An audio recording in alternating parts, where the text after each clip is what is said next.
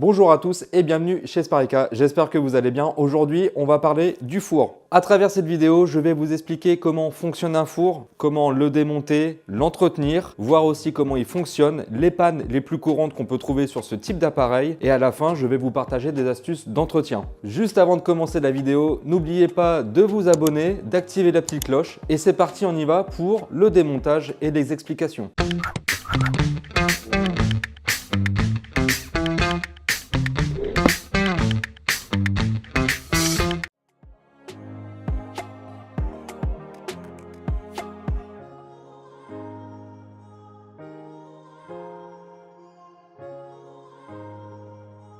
Cette vidéo est en partenariat avec Ecologic. Ecologic est un éco-organisme qui permet une meilleure gestion des déchets électriques et électroniques. Pour soutenir le geste de réparation des Français, Ecologic lance le bonus réparation. Donc le bonus réparation, concrètement, c'est quoi? C'est un dispositif financier qui vise à alléger directement la facture du consommateur pour chaque appareil hors garantie qui sera réparé. Alors pourquoi ce bonus? Parce qu'un appareil réparé, c'est un appareil en moins dans nos déchetteries et donc du coup un impact environnemental qui est réduit. Donc ce bonus réparation a été lancé fin 2022 et va couvrir une plus grande gamme d'appareils jusqu'à fin 2027. Si vous voulez en savoir plus, rendez-vous sur www.ireparation.eco. Avant d'aller intervenir sur un appareil, moi je vais vous partager 4 astuces pour garantir une bonne réparation dans les meilleures conditions. Donc la première astuce, ça va être de se munir de gants, ça va vous protéger des coupures et également des composants électroniques. La deuxième astuce, ça va être de se munir de petits récipients. Ici, j'ai pris des tasses, mais vous pouvez prendre des gobelets, peu importe. Ça va vous permettre de ranger les vis à l'intérieur en fonction des étapes de démontage. Et ça va vous permettre d'éviter les erreurs au moment du remontage. La troisième astuce, ça va être le multimètre. Vous allez devoir vous munir d'un multimètre, surtout si vous êtes amené à réparer des appareils, puisque c'est un appareil de mesure qui va permettre de connaître et de vous indiquer l'état de santé des pièces détachées à tester. Et enfin, la dernière astuce, ça va être de vous munir de votre smartphone.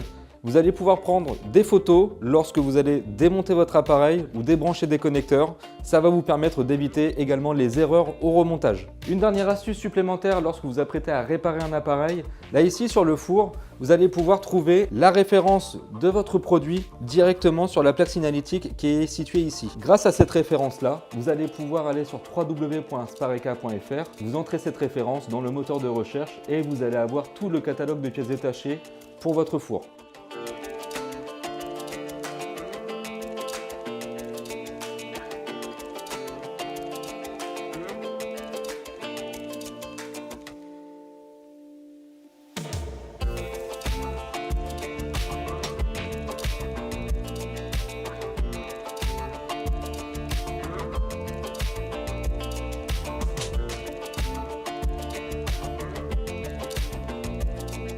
La carte électronique, son rôle, ça va être d'aller orchestrer et d'aller commander toutes les autres pièces détachées qu'on a à l'intérieur du four. Nous avons ici, très important, le thermostat qui permet de régler la température. Donc ensuite, on a ici le ventilateur de refroidissement, donc on peut l'appeler également ventilateur tangentiel et ça va permettre d'aller refroidir l'enceinte du four. Ensuite, juste ici, nous avons un fusible thermique, donc une sécurité thermique. Donc le rôle de ce fusible thermique, ça va être de s'enclencher lorsqu'il aura détecté que le four aura trop chauffé. Donc nous avons la sonde de température que nous pouvons extraire, qui va aller capter la température à l'intérieur du four. Nous avons ici la résistance de voûte, la résistance de grille. Donc c'est une résistance que vous pouvez voir en haut à l'intérieur de votre four. Son rôle, simplement, ça va être de chauffer. Et cette résistance va être très sollicitée, surtout si vous utilisez le mode grill. Nous avons ici la résistance du bas, donc comme son nom l'indique, c'est la résistance de sol. Son rôle, comme la résistance de grill, ça va être de faire chauffer à l'intérieur du four. Donc juste ici, nous avons le moteur de la chaleur tournante. Donc c'est l'hélice que vous allez voir au fond de votre appareil. C'est pour favoriser une cuisson homogène à l'intérieur de votre four. Toujours à l'arrière, ici, nous avons la lampe. Donc l'ampoule que nous pouvons voir également à l'intérieur du four. Et enfin ici, nous avons le branchement du secteur phase terre et neutre. C'est ce qui permet de faire le branchement et ensuite d'aller rediriger toute l'alimentation électrique à travers les différentes pièces détachées. Il faut savoir que sur le four, il y a deux pannes assez fréquentes qu'on peut rencontrer. Ça va être déjà la première panne, ça va être au niveau de la température. Vous allez avoir plusieurs symptômes qui peuvent en découler. Le premier symptôme, ça va être lorsque votre four ne chauffe pas assez. Le deuxième symptôme, c'est lorsque votre four chauffe trop. Ou alors, le troisième, ça va être lorsque vous apercevez que votre four ne chauffe pas de façon homogène.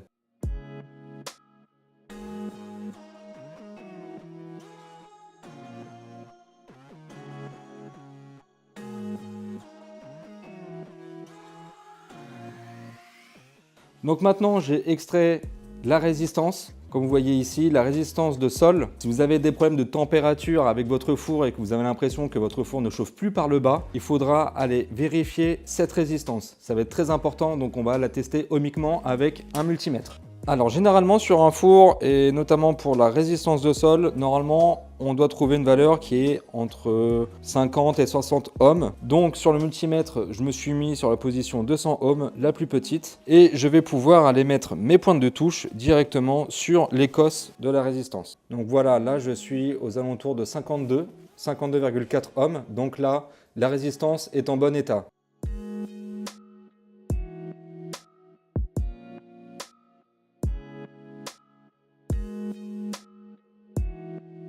Donc là, encore une fois, on a notre résistance de grille et voûte. Donc c'est une double résistance. S'il y a des problèmes de température, il va falloir vérifier si cette résistance fonctionne normalement. Donc on va se munir de notre multimètre et on va aller tester ohmiquement cette résistance. Donc là, on va se mettre sur la valeur la plus basse au niveau du multimètre. Ici, c'est 200 ohms. On va aller vérifier la première résistance. Donc c'est l'écosse les plus éloignées. Donc là, j'ai une valeur ohmique de 68. C'est une valeur qui est correcte. Sur le multimètre, si vous avez une valeur qui est non passante, donc soit un 1 ou un OL, cela aurait voulu dire que la résistance aurait été à remplacer. Ensuite, on va tester la deuxième résistance. Donc c'est un combo en fait. On va se mettre sur les deux cosses les plus rapprochées. Et là, nous sommes sur 41,7 ohms. Donc la résistance est également bonne. Les deux sont corrects. Également, s'il y avait eu un 0, un 1 ou un OL, là, cela aurait voulu dire que la résistance était défaillante et responsable du problème de température sur votre four. Donc si votre four présente des problèmes de température, soit il chauffe trop, pas assez ou alors pas du tout, il faudra aller voir au niveau du thermostat. Ce thermostat, de l'autre côté, nous avons la molette qui permet de régler la température, donc qui va de 50 à 250 degrés. Lorsque nous allons tourner la molette de 0 déjà à 50, on doit entendre un petit clic, comme ici. Déjà ça, c'est une des premières vérifications pour voir si le thermostat s'enclenche bien au moment où on va tourner la molette. Et nous allons pouvoir utiliser le multimètre. Donc ici, on va se mettre sur la position ohmique la plus basse qui est 200 ohms, comme ici. Et nous allons pouvoir faire un test très simple. Donc là, on va pouvoir se mettre sur les deux cosses du thermostat, ici et ici. Donc là, ici, je n'ai pas de valeur, ce qui est normal puisque la molette du thermostat est sur 0. Lorsque je vais tourner la molette, donc même à la température la plus basse, type 50 ou 100 degrés, je dois avoir une micro-valeur qui doit s'afficher sur le multimètre comme ici. Donc là, cette micro-valeur prouve qu'il y a bien une valeur qui est passante et il y a bien une réaction au moment où on va tourner la molette.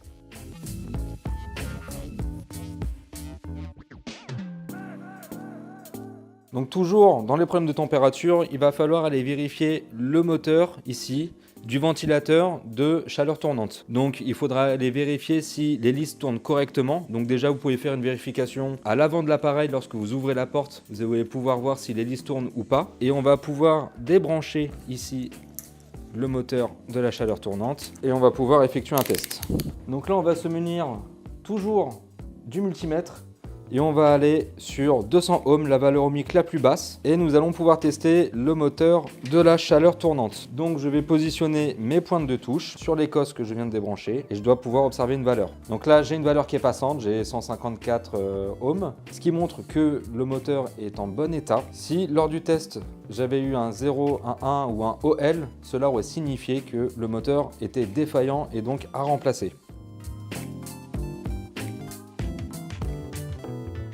Donc pareil, au niveau des problèmes de température, il est possible que la pièce que vous allez tester soit bonne, mais que le problème persiste. Il va falloir faire une vérification visuelle au niveau de toute la filerie que compose le four. Donc regardez un peu l'état des connecteurs, regardez si vous n'avez pas des connecteurs qui sont cramés, coupés, ou si vous avez des traces de brûlure au niveau des cosses de raccordement. Vous pouvez partir soit de la carte électronique ici, faire tout le parcours jusqu'au ventilateur, jusqu'au thermostat, ou même la molette de réglage.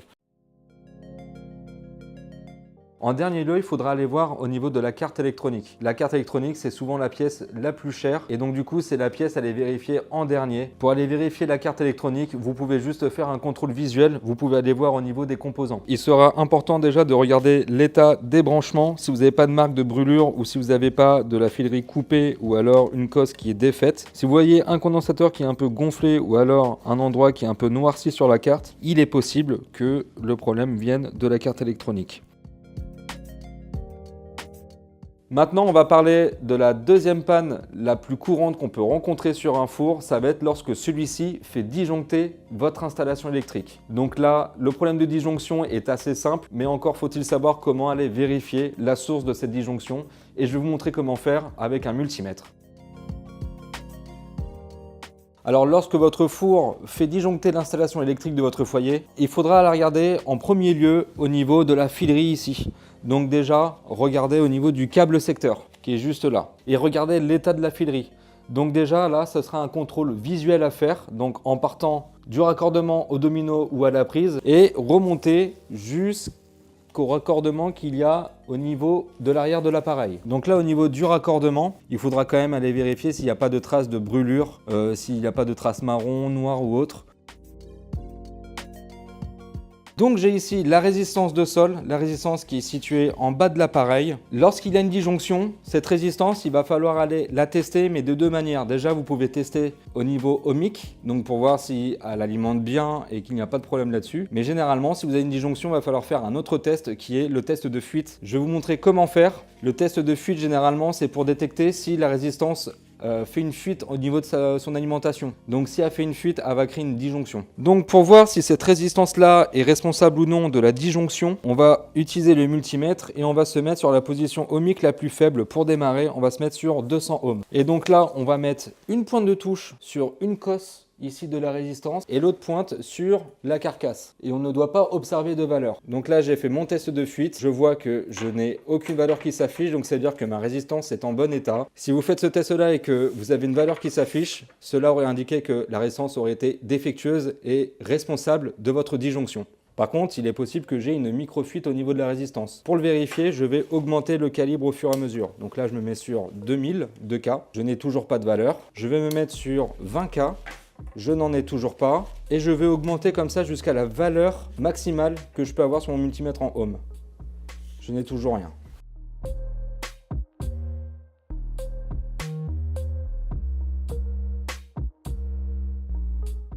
Ok, donc on a extrait la résistance, donc elle est un peu plus imposante que la résistance de sol qu'on a vu précédemment. Cette résistance de grille fait également résistance de voûte et chaleur tournante. Donc du coup, on a une double résistance finalement dessus. Donc cette résistance, vous allez devoir la tester si vous apercevez que votre four fait disjoncter lorsque cette résistance est en marche. Donc si vous sélectionnez un programme de cuisson qui est soit le mode chaleur tournante, soit le mode grill, et que instantanément votre four disjoncte, il faudra aller vérifier cette pièce-là. C'est celle-là qui sera responsable de la disjonction à 90% des cas. Donc on va prendre le multimètre et on va faire la même vérification que pour la résistance de sol. On va aller vérifier si cette résistance est en fuite ou non. Donc pour les problèmes de disjonction, on va faire la même chose que pour la résistance de sol. On va se mettre déjà sur 200 ohms et on va aller tester. Donc du coup là, vu qu'il y a deux résistances, il faut faire très attention. On va mettre une pointe de touche ici et la deuxième, on va la mettre sur une des parties de la résistance extérieure. Donc ici, et pareil, donc là on n'a pas de valeur, ça veut dire qu'il n'y a pas de fuite. Et on va pouvoir augmenter progressivement le calibre sur le multimètre pour observer s'il n'y a pas de micro-fuite. Donc là je vais me mettre sur 2K et je teste, je n'ai toujours rien. 20K, même chose, et ainsi de suite. Si vous avez une valeur qui est indiquée sur votre multimètre lorsque vous faites ce test, cela veut dire que votre résistance est en fuite et qu'il faut la remplacer. On peut faire la même chose du coup sur la résistance du milieu et on va pouvoir tester.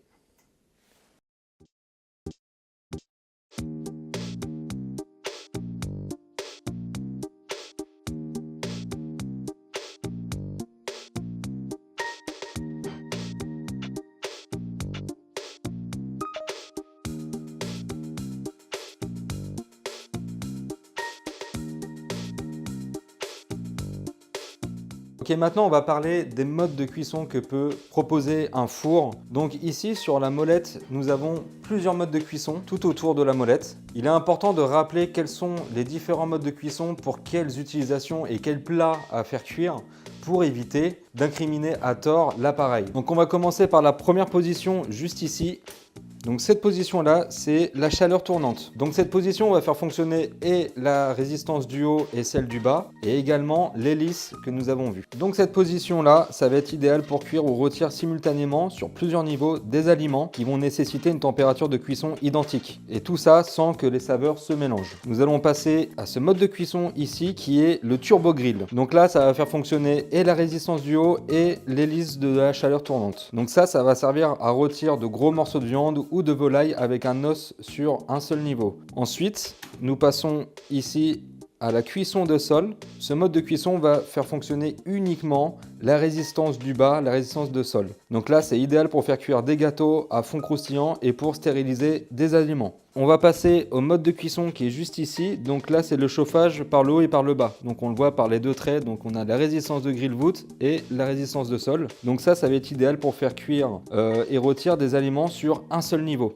On va passer ici au symbole avec la petite vague au-dessus. Donc ça, c'est uniquement le mode de cuisson grill. Et donc là, ça va servir à faire griller des aliments peu épais et à faire réchauffer du pain. Donc après, sur les autres fours, vous n'êtes pas obligé de l'avoir. Sur celui-ci, nous avons un mode décongélation. Donc là, c'est pour décongeler des aliments. Alors ça peut être des fruits, des légumes. Donc ici, le temps de décongélation dépend de la quantité, de la grosseur des plats surgelés. Donc là, on est passé ici à la chaleur tournante humide. Donc cette fonction, elle est conçue pour économiser de l'énergie en cours de cuisson. Donc ça va être considéré un peu comme le mode éco du four. Lorsque on utilise cette fonction, la température à l'intérieur de la cavité peut différer de la température sélectionnée. Et donc la puissance peut être réduite. Pour finir, je vais vous parler des astuces d'entretien pour préserver au mieux votre appareil et qui dure le plus longtemps possible. Alors déjà, le premier geste à adopter avec un four, c'est d'aller nettoyer régulièrement tous les accessoires que l'on trouve ici, donc les grilles, les plats. Vous pouvez également démonter pour aller nettoyer les grilles qui se situent sur le côté.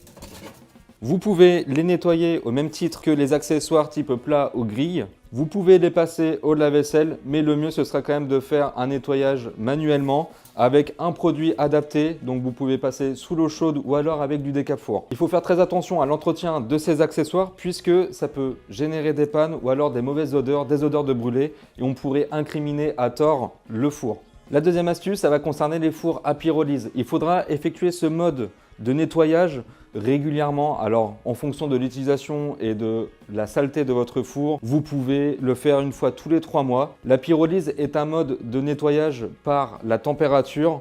Lorsque vous allez activer ce mode pyrolyse, ça va aller verrouiller la porte de votre four et les résistances, donc toutes les résistances de votre four vont fonctionner à plein régime pour générer une chaleur intense et nettoyer, voire carboniser les graisses qui peuvent rester à l'intérieur de votre four. Alors bien sûr, le mode pyrolyse sera à faire lorsque vous aurez retiré tous les accessoires, donc les plats, les frites, les grilles.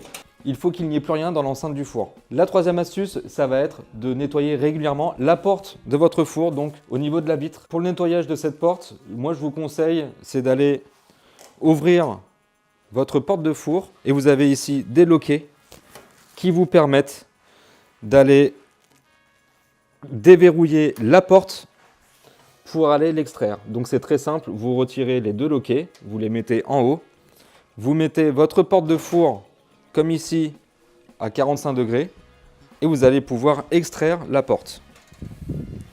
Comme ceci. Vous avez votre porte de four qui est ici Si vous voulez la nettoyer, vous prévoyez un plan de travail avec un chiffon pour éviter de rayer la vitre intérieure et extérieure et vous pouvez procéder au nettoyage sans souci. Une fois que la porte a été nettoyée, vous faites l'opération inverse. Vous allez pouvoir remettre votre porte à 45 degrés, ensuite la déplier, remettre les loquets et vous pouvez refermer votre porte sans aucun souci. Le fait de retirer la porte va vous permettre également de nettoyer un endroit qui peut être plus ou moins inaccessible en fonction du modèle d'appareil que vous avez. Ça va être de nettoyer cette partie ici qui souvent est pleine de graisse ou alors de résidus alimentaires déjà carbonisés.